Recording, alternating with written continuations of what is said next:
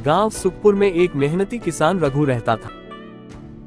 वह ईमानदार और परिश्रमी था, लेकिन उसकी एक आदत उसे बहुत नुकसान पहुंचा रही थी। वह किसी भी काम को करने के लिए सही समय का इंतजार करता रहता था। रघु के पास एक बड़ा खेत था, लेकिन उसने कई बार फसल बोने में देरी कर दी क्योंकि उसे लगता था कि थोड़ा और इंतजार करूं तो और अच्छा समय आएगा। इस वजह से उसकी फसलें अक्सर कमजोर रह जाती थीं और नुकसान उठाना पड़ता था।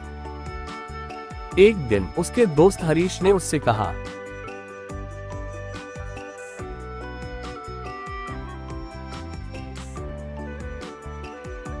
रघु, तुम हर बार सही समय के इंतजार में अपना समय और मेहनत दोनों बर्बाद कर देते हो। कोई भी काम सही समय पर करने से ही फल देता है। एक सुनहरा मौका।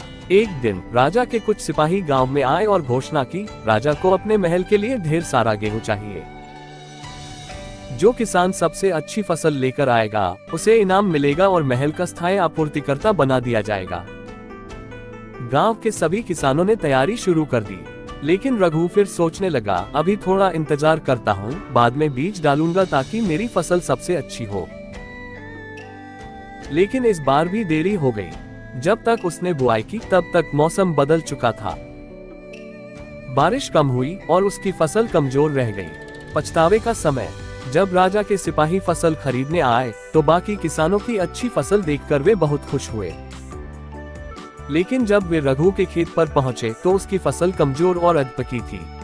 सिपाही ने दुखी होकर कहा, रघु, अगर तुमने समय पर बीज बोए होते तो शायद आज तुम इनाम पाते, लेकिन अब हमें तुम्हारी फसल की जरूरत नहीं।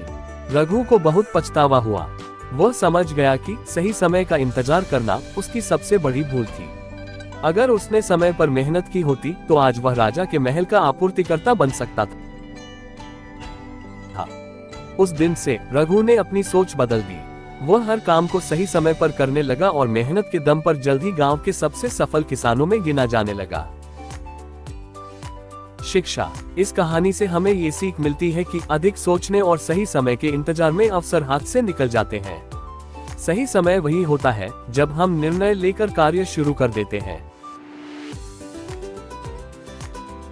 अगर आपको यह वीडियो अच्छा लगा हो तो एक लाइक जरूर करें, प्यारा सा कमेंट करें और हमारे चैनल को सब्सक्राइब करें। आपका छोटा सा सपोर्ट हमें नई और बेहतर वीडियो बनाने की प्रेरणा देता है। तो कृपया चैनल को सब्सक्राइब जरूर करें। धन्यवाद।